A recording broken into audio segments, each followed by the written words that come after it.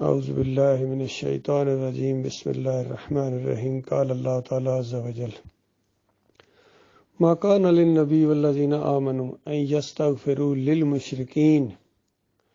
ولو کانوا اولی القربی۔ اس طرح کے الفاظ آئے ہیں کہ نبی کا بھی یہ کام نہیں ہے اور نہ کسی مومن کا کام ہے، یعنی قیامت تک آنے والے کسی مومن کا یہ کام ہی نہیں ہے، اس کے منہ پر یہ بات جچتی ہی نہیں ہے کہ وہ ایسے لوگوں کے لیے اللہ سے اتنی بات کہے کہ یا اللہ اس کو معاف کر دے، شرک کرنے والوں کے لیے، کیونکہ معافی نہیں ہے ان کے لیے۔ قرآن میں کھول کھول کے اللہ نے بتایا ان اللہ لا یغفر ان یشرک بہ ویغفر ما دون ذلک لمن یشاء، شرک کی معافی نہیں ہے، اس کے علاوہ جتنے سے بڑے گناہ بھی اللہ تعالیٰ جب چاہے گا جس کو چاہے معاف کر دے۔ فرمایا انہ من یشرک باللہ فقد حرم اللہ علیہ الجنہ ومأواه النار وما للظالمین من انصار، جس نے اللہ کے ساتھ شرک کیا اور پھر مر گیا، یعنی توبہ کی توفیق نہ آئی، پکی اور آخری بات یہ ہے کہ اس کے اوپر اللہ نے جنت کو حرام قرار دے دیا، اس کا ٹھکانہ جہنم کی آگ ہوگا جس کے اندر وہ ہمیشہ رہے گا۔ کہیں فرمایا ان شرک کرنے والوں کا جنت میں جانا اتنا ناممکن ہے جتنا سوئی کے ناکے سے اونٹ گزار دو۔ اللہ کے بندوں غور کرو، یہ ادبی انداز میں بات بیان کی ہے، سوئی کے ناکے سے نہ اونٹ گزرے اور نہ جہنم کی آگ سے مشرق نکلے۔ تو آج کل یہ بہت بات پھیلی ہوئی ہے کہ جنرل مشرف کے لیے دعائے مغفرت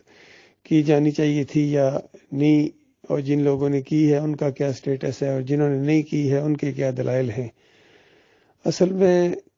جتنے یہ آج فرقے پائے جاتے ہیں، مسلک پائے جاتے ہیں، بریلوی ہوں، دیوبندی ہوں، اہل حدیث ہوں، یہ مسجد لال مسجد کے اندر مرنے والے ہوں یا مارنے والے ہوں، یا جتنے یہ سیاسی لوگ ہیں، ان سب کے عقیدے کے اندر خرابی ہے۔ توحید کی بجائے شرک ہے، اکابر پرستی ہے، ملک پرستی ہے، وطن پرستی جسے کہتے ہیں۔ ان تازہ خداؤں میں بڑا سب سے وطن ہے، جو پیرن اس کا ہے وہ مذہب کا کفن ہے۔ اور علاقہ پرستی ہے، پیر پرستی ہے، اکابر پرستی ہے، جمہوریت پرستی ہے، کوئی نہ کوئی شرک ان کے اندر ہے۔ کسی میں تو سارے ہیں، کسی میں تھوڑے کم، اور کسی میں کم از کم شرک جس مسلک کے اندر پائے جاتے ہیں وہ اہل حدیثوں کا ہے، اور اس کے اندر یہ ہے کہ نبی علیہ السلام قبر کے اندر زندہ، یہاں سے نہیں سنتے ہیں، بس قبر کے اوپر جا کے صلاۃ والسلام پڑھو تو سنتے ہیں، روح واپس آ جاتی ہے، جواب دیتے ہیں، اور دور سے اگر کوئی پڑھے تو فرشتے پہنچاتے ہیں۔ دونوں منکر روایتیں ہیں، جھوٹی بے ایمان روایتیں ہیں جنہوں نے ایمان اور عقیدے کو تلپٹ کر دیا ہے۔ پھر اس سے بھی کم شرک ایک جماعت کے اندر ہے جو توحید کے نام پر حالانکہ اٹھی تھی، یہ کراچی میں محمد حنیف کی جماعت۔ اس کے اندر سجدہ تعظیمی کا شرک ہے کہ پورے خاندان یعقوب علیہ السلام نے یوسف علیہ السلام کو سجدہ کیا تھا، اور کہتے ہیں پچھلی امتوں میں جائز ہوتا تھا، اور یہاں تک انہوں نے کہہ دیا اپنی ایک تحریر کے اندر جو مشرکانہ تحریر ہے ان کی، فریب کارانہ تحریر، قرآن اور حدیث کے ساتھ ساتھ جھوٹ اور اپنے مشرکانہ نظریات کو بھی ملا کے ایک کھچڑی بنا کے انہوں نے پیش کیا ہے، من النور الی الظلمات کے نام سے۔ محمد حنیف نے یہ تحریر لکھوائی ہے یا لکھی ہے، بہرحال وہ کہتے ہیں ہماری تحریر ہے جماعتی لیول پر، تو اس کے اندر بہت زیادہ انہوں نے فریب کاریاں اور شرک کا انجیکشن دیے ہیں، فریب دیا ہے، اور یہ عقیدہ جماعت کے اندر پھیلا دیا، سجدہ تعظیمی کا شرک۔ بعد میں 2-3 شرک ان کے اندر اور بھی آ گئے ہیں جو ان کے ذاتی ہیں، باقی جماعتی لیول پر وہ ان کو نافذ کرنے کی کوشش کر رہے ہیں، کچھ لوگ ان سے ایگری ہیں کچھ نہیں، لیکن سجدہ تعظیمی کے شرک میں سارے ملوث ہو گئے۔ تو یہ اللہ کے بندو جن کا بھی یہ عقیدہ ہے ان کے لیے صلاۃ المیت نہیں ہے،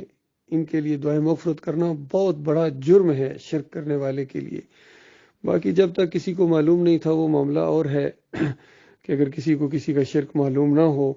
لیکن اب بات اٹھی ہوئی ہے کہ یہ طاغوت ہیں اور ان کے عقیدے کے اندر خرابی ہے، مسلک پرستی شرک ہے،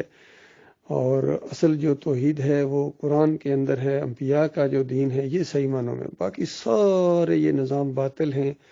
اب نہ یہودیت چلے گی، نہ نصرانیت چلے گی، نہ بریلویت چلے گی، نہ دیوبندیت، نہ اہل حدیثیت، نہ صوفیزم، اور نہ حنیفیت، نہ حنفیت، کوئی بھی چلنے والے نہیں اللہ کے ہیں، سارے کے سارے اللہ کے باغی ہیں۔ ان کے لیے دعائے مغفرت کرنا بہت بڑا جرم ہے، اللہ کے وقار کو ٹھیس پہنچانے والا معاملہ ہے، اور قرآن کا مذاق اڑانا ہے۔ اللہ تعالیٰ غور و فکر کرنے کی توفیق عطا فرمائے۔